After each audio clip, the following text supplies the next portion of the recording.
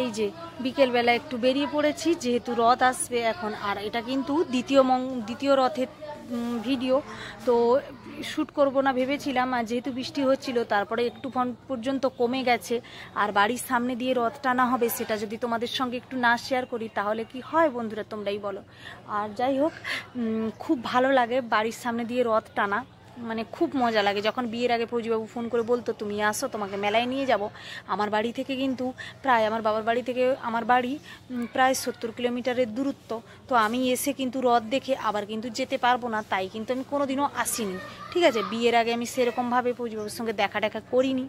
আর যেহেতু অনেকটাই দূর যেতে আসতে, আর আমার বাবা মা ছাড়তোও না, আর পছন্দও করে না, জানতোও না যে আমি ওর সঙ্গে কথা বলতাম বা পছন্দ করি। তো যাই হোক, আর এইদিকে দেখো রথের কিন্তু রশ্মি ধরে সবাই টানছে, আর প্রচণ্ড পরিমাণে সবার কাছে কিন্তু আবির আছে। ঠিক আছে, এটা প্রথম রথেরই কিন্তু ভিডিও। আর সত্যি কথা বলতে কি বলো তো বন্ধুরা, টানলে রথ টানা খুব সৌভাগ্যের কথা, কিন্তু রথ টানবো ঠিক কথা, তার মানে এই নয় যে আবির টাবির মাখালে, এগুলো আমার খুব খারাপ লাগে। যাই হোক, আর এইদিকে দেখো বাতাসা ছড়াচ্ছিল, তো ফৌজিও মানে কুড়িয়ে নিয়েছে আর কি, আর আমাকে বলছে দেখো বাতাসা কুড়িয়েছি। আর আমি ভিডিও করতে ব্যস্ত, তো আমাকে বারবার বলছিল যে তুমি যখন ভিডিও করছো ভালো করে একটু করো। তো আমার তো ভিডিও করে দেওয়ার কেউ নেই, আমি যতটা পারি নিজে চেষ্টা করি। আর এইদিকে দেখো সন্ধেবেলা কিন্তু চলে এসেছি দেওরের দোকানে। তো ও দু ভাই কি কথা বলছে আমি জানি না। আর আমরা কিন্তু আইসক্রিম খাচ্ছি, দেওর মশাই এসে আইসক্রিম দিয়ে গেল, আর আমরা দুজন খাচ্ছি, মা মেয়ে। হ্যালো বন্ধু, গুড ইভিনিং, কেমন আছো তোমরা সবাই? আই হোপ তোমরা সবাই ভালো আছো, আমি মোটামুটি আছি। তো চলো, আজকে ফৌজিবাবু আমাদেরকে ছেড়ে কিন্তু সিএসডি গেছিলো, তো কী কী নিয়ে এসছে সবটাই শেয়ার করবো। তো চলো ব্লগটা কন্টিনিউ করো, কেউ কিন্তু স্কিপ করো না, নাহলে জানতে পারবে না কী নিয়ে এসছে না এসছে, পরে কিন্তু এসে আলফাল কমেন্ট করো না। তো চলো, এই যে দেখো বন্ধুরা বাজার যে, তো চলো তোমাদের এটা দেখো।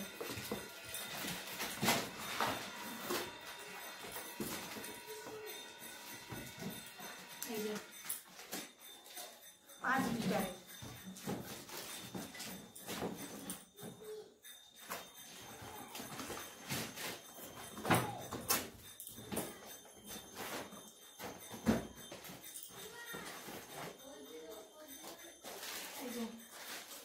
এইটা নিয়ে এসছে, এটা দুটো বার করে নিয়েছি।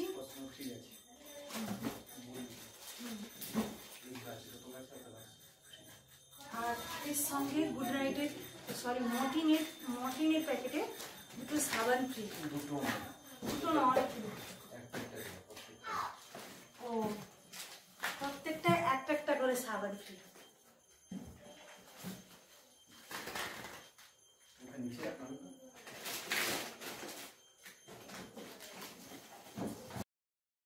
এদিকে দেখো ফৌজিবাবুকে আমি বলছিলাম যে তুমি জানো না নাকি, বলছে না গো আমি জানি না, পরে জেনেছি। তো আমাদের আর সাবান কিনতে হবে না, 6 মাসের মামের ফ্রুটি, এই যে ফ্রুটি সিল্ড কাটা যাবে না।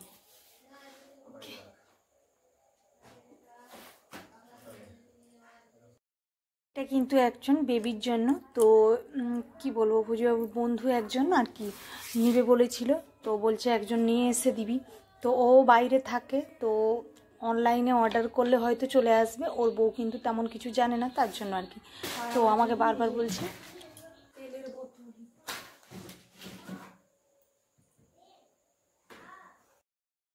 6 মাসের বাজার করে দিয়ে যাচ্ছে ফৌজিবাবু, কারণ ওর আসার তো কোনো ঠিক নেই, এইবারে হয়তো অনেক তাড়াতাড়ি চলে এসছে এই 10 বছরে, কিন্তু তার জন্য আর কি। আর যেহেতু আমি ক্লিনিক প্লাস ইউজ করি, পাপাইয়া যেটা শ্যাম্পুটা ছিল ওটা কিন্তু ইউজ করলে দেখছি চুল উঠছে, আগে কিন্তু উঠতো না যখন বিয়ের আগে করেছিলাম। কিন্তু এই জন্য আমার ক্লিনিক প্লাস সুখে থাক, আমার কম দামি জিনিস আমাকে শ্যুট করে, কারণ আমি সস্তা নয় ঠিক কথা, কিন্তু সহজ সরল থাকতে ভালোবাসি, তার জন্য হয়তো। যাই হোক, আর এইগুলো নিয়ে এসছে গোলাপ জল, শালির জন্য একটা, আমার জন্য। আর এইদিকে দেখো আমি কিন্তু আঁক কাটতে বসে গেছি, এগুলো কিন্তু মামা বাড়ি যে গেছিলাম দাদাকে দেখতে, সেই আঁকগুলো কিন্তু দিয়েছে, আর মামা দিয়েছে আর কি। তো নিয়ে এসে তো আমি দাদাকে শুধু বলেছিলাম কাদের ঘরে আঁক বাগান রে, খুব সুন্দর লাগছে দেখতে। তো সেইটা বলে দিয়েছি, যেমন বলা তেমন কাজ, অনেকেই থাকে এইরকম, যেমন আমার ফৌজিবাবুও। তো দাদা কিন্তু আমাকে বারবার বলছে তুই তো সবসময় আসিস না, তার জন্য তোকে এই আঁকগুলো দিচ্ছি, তুই নিয়ে যা বাড়ি। তো জানি না, এটা কিন্তু বর্ষাকালের জন্য জলসা স্বাদ লেগেছে। প্রত্যেকটা ফলই কিন্তু বর্ষার জন্য জলসা স্বাদ লাগে, কিছু করার নেই। তো যাই হোক, আর আমি এখন কিন্তু আঁক কাটতে বসে গেছি, মেয়েকেও দিব, আমিও খাবো, আর ফৌজিবাবুকেও কিছু দিব। আর সত্যি কথা বলতে কি, অনেকেই বলে, অনেকের এই কমেন্টটা আসে যে তুমি কোন ঠাকুরের বার করেছো গো, আর হচ্ছে তোমার ফৌজিবাবু তোমার সঙ্গে ফেভিকলের মতো চিপকে থাকে। তো এটা আমি কোনো ঠাকুরের বার করি না করি সেটা বড় কথা নয়, বড় কথা হচ্ছে এটাই যে সত্যিকারের ভালোবাসা মানুষ পাওয়া ভাগ্যের ব্যাপার। আর আমি কিন্তু ভোলেনাথের বার করতাম বিয়ের আগে থেকেই, শিবরাত্রি। তো ওটাই করেই কিন্তু আমি আজকে আমার নিজের মানুষটাকে পেয়েছি, অনেক ভালোবাসে। আর এইদিকে দেখো, সন্ধ্যেবেলা একটু বাজারে গেছিলাম, তাই চিকেন পকোড়া নিয়ে এসেছি। মেয়ে কিন্তু টিউশন পড়ছিল, ঠিক আছে, তো সেইটা তোমাদের একটু শেয়ার করে দিলাম। আর দেখো, রাত্রি 11টা বেজে গেছে বলে দেরি হয়ে গেছিলো, আর বারবার বলছে একটা কাজে গিয়েছিল যে আসতে দেরি হয়ে যাবে, তার জন্য কিন্তু এসে আমায় খাইয়ে দিচ্ছে। দেখো কেমন করে না বলছে, আমি বলছি আমি খেয়ে নিয়েছি, রেগে বসেছিলাম, আর ও জানে আমি খাইনি ওকে ছাড়া, তার জন্য আর কি। আর এইদিকে দেখো, তারপরের দিন সকালবেলা কিন্তু আমরা চলে এসেছি দুজনে মিলে ডাব দোকানে, মেয়েকে স্কুলে দিয়ে ডাব দোকানে চলে এসেছি। ডাব খাবে, আমিও খাবো, তারপরে মেয়ের জন্য একটা বোতলে ভরে নিয়ে চলে যাবো। কারণ কেন বলো তো, ডাব ও থাকলে ডাব খাই, সত্যি কথা বলতে কি আমার না ডাব খেয়ে পোষায় না। আর যাই হোক, বাড়ি এসে কিন্তু এইদিকে দেখো কলমি শাক ভাজতে বসে গেছি। আগে কিন্তু মা যখন বলতো যে শাক পাতা শাক খেলে ভালো, শাক খেলে খুব সুন্দর হয়, আর আমি তখন বলতাম ছাগলের মতন কে শাক পাতা খাবে, তোমরাই বলো। তো এখন কিন্তু একদিনও না শাক খেলে গলা দিয়ে আমার ভাত নামে না। আর এইদিকে দেখো, বড়বাবু যে সিএসডি গেছিলো সেখান থেকে কিন্তু গুড় বাদাম নিয়ে এসছে, এটা কিন্তু নিয়ে আসতে একদমই ভুলে না। আর বিকেলবেলা দেখো এখন বেরিয়ে চলে এসেছি।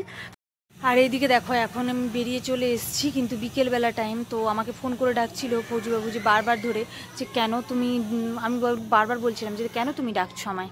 তো ও বলছে দেখো তোমার এই কলা কাঁদিটা পছন্দ হয়েছে কি না, এটা কিন্তু কাঁঠালি কলার কাঁদি, আর বড় কাঁদিগুলো ছিল সেগুলো কিন্তু হয়নি তত, মানে পাকার মতন হয়নি, তার জন্য এটা কেটে নিয়ে ঝিলের বান থেকে চলছে আর আমাকে বলছে। তো দেখো, তারপরের দিন আবার সকালবেলা, মানে যেদিনে বিপত্তারিণী হয়, প্রথম রথ আর উল্টো রথের মাঝখানে যে শনি মঙ্গলবার পড়ে সেটাই কিন্তু বিপত্তারিণী হয়।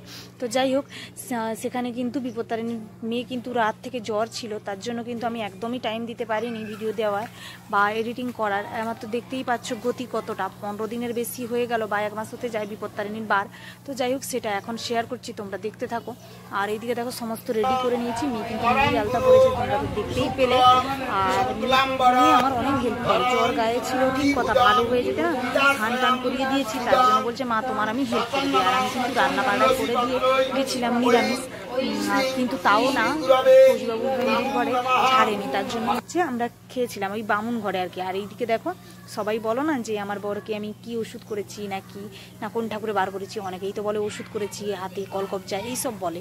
তো যাই হোক, আমার তাতে কিছু যায় আসে না। আর এই মানুষটা দেখতে পেয়েছো, দোকান থেকে ওষুধ দোকান থেকে এসে ছুটে এসে যখন দেখে আমি বাড়ি নেই দেখে চলে এসছে, এসে আমাকে বলছে যে তুমি কোথায়। তো খুঁজে পাইনি, আমাকে ফোন করেছে, আবার ফোন করার পরে আবার কিন্তু চলে এসছে নিজে। আমি বলছি তুমি মন্দিরে এসো, বলে আমি তো স্নান করিনি আজকে, তো তার জন্য আমি তাহলে তুমি করে এসো স্নান।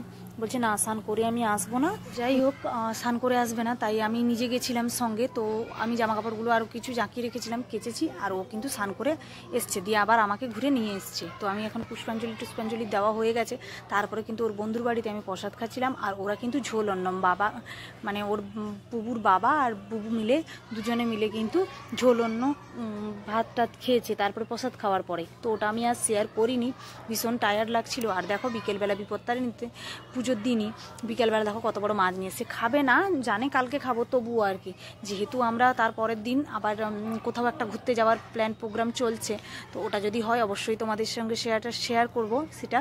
আর এইদিকে দেখো 1.5 কেজি মতন মাছ নিয়ে এসছে, দিয়ে আমাকে বলছে তুমি কাটবে, আমি তো পারি না ঠিকঠাক করে, অনেক দেরি হয়ে যায়। বলছে তাহলে আমি কেটে দিচ্ছি, তুমি ক্যামেরা করো। আমাকে বলছে দেওয়া আমার ভীষণ খুশি লাগছিল। যেই মানুষটা আগে ভিডিও করতে দেওয়া পছন্দ করতো না, এখন ভিডিও করলে তার কোনো অসুবিধা হয় না। কিন্তু কিছু মানুষের এত জলে, আমাদের মধ্যে এত ভালোবাসা দেখে আমার বাড়ির শ্বশুরবাড়ির কিছু লোকের আর কি। তো তাদের উদ্দেশ্যে একটাই কথা বলবো, যদি আমার ভিডিওটা কেউ দেখে আমার তাতে কিছু যায় আসে না। কাউকে হিংসে করে কোনো লাভ নেই, ঠিক আছে? কারোর মতন কেউ হতে পারে না, আর কারোর ভাগ্যও কারোর মতন হয় না, এটা আমি ভালোভাবে রিয়েলাইজ করতে পারি। তবুও হিংসে করে লাভ নেই। ওই পেছনে লাগা, ওই যে ভালো মতন করে ছটকান খাওয়া আর পেছনে লাগা, এটা তো খারাপ জিনিস না, এটা তো আদৌ ভালো জিনিস না। তো তুমি যে লোকের দেখে জ্বলবে, তোমার যেটুকু আছে সেটুকুও যাবে, সেই রকম কথা। তো যাই হোক, আমার তাতে কিছু যাই আসে না। আর এইদিকে দেখো মাছ কাটা আমার বরের হয়ে গেছে কমপ্লিট। তো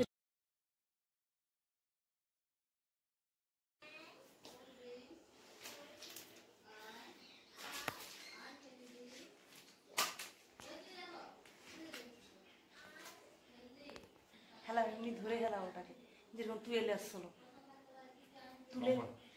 হ্যাঁ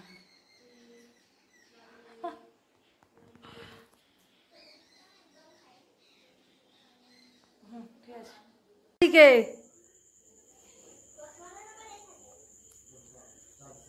কিরে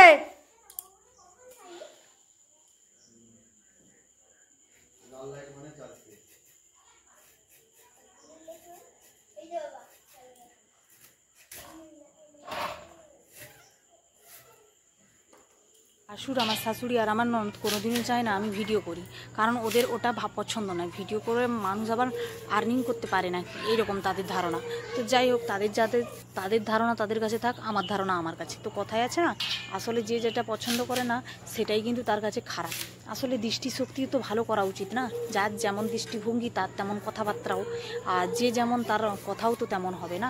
আসলে মানুষ ব্যর্থতায় মানে হিংসে করে না, সফলতায় হিংসে করে। এটা আমার অনেক দিনে বোঝা ছিল, কিন্তু আরও ভালোভাবে বুঝে নিলাম। তো চলো, সবাইকে টাটা, সবাই।